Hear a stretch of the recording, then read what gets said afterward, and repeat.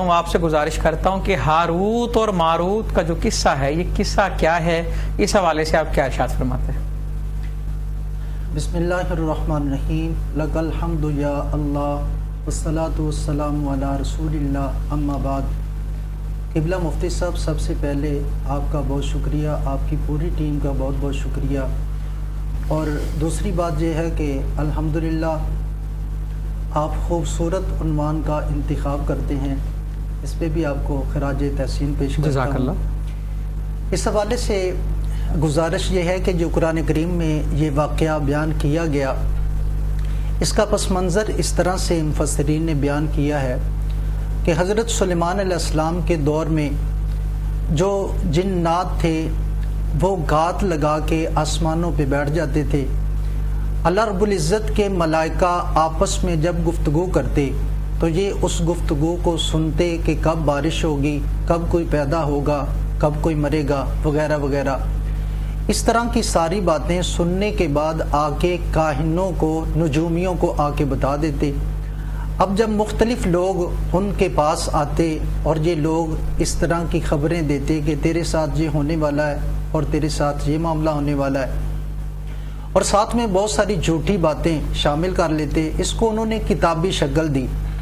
چلتے چلتے معاملات یہاں تک پہنچے کہ حضرت سلیمان علیہ السلام کو جب اس کی خبر ہوئی تو آپ نے وہ ساری کی ساری کتابیں منگوانے کے بعد ایک صندوق میں بند کیا اور اپنی کرسی کے نیچے انہیں دفن کر دیا۔ اور یہ بات آپ کے زمانے میں مشہور ہو گئی تھی کہ جو جنات ہیں یہ غیب کا علم رکھتے ہیں، تو آپ نے اس کی نفی کے لیے باقاعدہ طور پر اعلان کیا کہ جو بندہ یہ عقیدہ رکھے گا میں اس کا سر قلم کر دوں گا۔ اس کے بعد ہوا یہ کہ آپ کا بھی انتقال ہو گیا اور اس وقت کے جو علماء تھے وہ بھی آہستہ آہستہ اٹھ گئے۔ جب پشت در پشت سلسلہ چلتا رہا تو ایک دن شیطان انسانی شکل میں بنی اسرائیل کے پاس آیا اور انہیں آ کے کہا کہ ایک ایسا خزانہ تمہیں بتلاتا ہوں کہ جو نہ ختم ہونے والا ہے، اس کو تمہیں اپنانا چاہیے۔ اب لوگوں نے حامی بھر لی تو اس نے اسی جگہ کی کھدوائی کروائی کہ جہاں حضرت سلیمان علیہ السلام نے وہ کتابیں دفن کروائی تھیں۔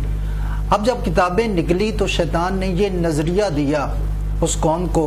کہ حضرت سلیمان علیہ السلام کی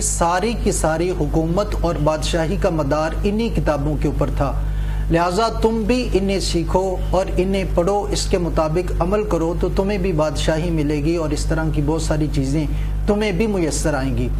اب پوری کی پوری قوم شیطان کے بہکانے کے اوپر اسی چیز میں مبتلا ہو گئی، اور یہ چلتے چلتے یہاں تک ہوا کہ جب رسول اللہ صلی اللہ علیہ وسلم نے یہودیوں کے سامنے حضرت سلیمان علیہ السلام کی نبوت کا ذکر کیا کہ آپ اللہ کے نبی ہیں، انہیں نبیوں میں شمار کیا،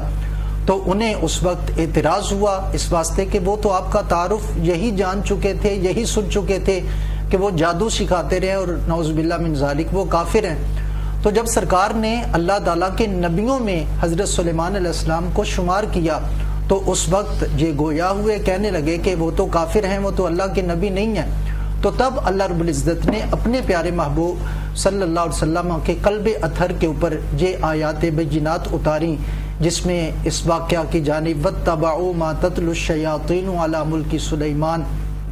وَمَا كَفَرَ سُلَيْمَانُ وَلَكِنَّ الشَّيَاطِينَ كَفَرُوا يُعَلِّمُونَ النَّاسَ السِّحْرَ۔ پھر اس کا پورا تذکرہ ان آیات بینات میں موجود ہیں، جس میں نبی کریم صلی اللہ علیہ وسلم نے ان کے نظریات کی نفی کی، کہا کہ اللہ تعالیٰ کے وہ پیارے نبی ہیں اور انہوں نے اپنی قوم کو، اپنے لوگوں کو کوئی جادو کی تعلیم نہیں دی اور نہ وہ کافر تھے، بلکہ انہوں نے تو اللہ تعالیٰ کے احکام کے مطابق لوگوں کی رہنمائی کی ہے، لیکن لوگ آگے خود اپنی بد اعمالیوں کی وجہ سے برے اعمال میں مبتلا ہو گئے۔ وہ اللہ تعالیٰ کے پیارے نبی ہیں، ان کی حکومت، سلطنت اور بادشاہت کا جادو کے ساتھ کوئی تعلق نہیں تھا، بلکہ انہوں نے تو اس طرح سے جادو کو ختم کرنے کی کوشش کی تھی۔ ہاروت اور ماروت کے حوالے سے بھی ارشاد فرمائیں جی، وہ کون ہیں اور ان کا، کیونکہ اصل ہمارا عنوان تو انہی سے شروع ہو رہا ہے نا کہ ہاروت اور ماروت کون ہے جی؟ اللہ رب العزت نے یہ دو فرشتے ہیں، انہیں قوم کی آزمائش اور ابتلاء کے لیے اس دنیا میں اتارا، اور اللہ تعالیٰ اپنے پیاروں کے ذریعے سے آزماتا رہتا ہے، اور فرشتے اللہ تعالیٰ کی معصوم مخلوق ہیں، تو ان کے آنے کا مقصد صرف یہی تھا، چونکہ یہ قوم جادو میں اس قدر مبتلا ہو چکی تھی کہ اپنی زندگی کے معاملات اور مدار جادو کے اوپر انہوں نے رکھے ہوئے تھے، تو اللہ تعالیٰ نے اس قوم کو آزمانے کے لیے 2 فرشتے بھیجے تاکہ کیا ہو، ان کے اوپر حقائق واضح کر دیں کہ جو کام تم نے شروع کیا ہے اس کا حقیقت کے ساتھ تعلق نہیں ہے، نہ اس سے تم اپنی کامیاب زندگی گزار سکتے ہو، نہ تمہیں قرب خدا میسر آ سکتا ہے، بلکہ یہ ہے اس واسطے اللہ تعالیٰ کے دونوں فرشتے جب زمین پر تشریف لائے تو اب جو بھی ان کے پاس آتا تو پہلے اسے یہ ارشاد فرماتے کہ یہ سیکھنا کفر ہے، یہ نہ سیکھو، اس میں کوئی فائدہ نہیں ہے۔ جب قوم اصرار کرتی تو پھر یہ فرشتے انہیں جادو کا علم سکھاتے، اور یہ ہوا کہ اللہ تعالیٰ نے جو ان کے اوپر تھا اپنے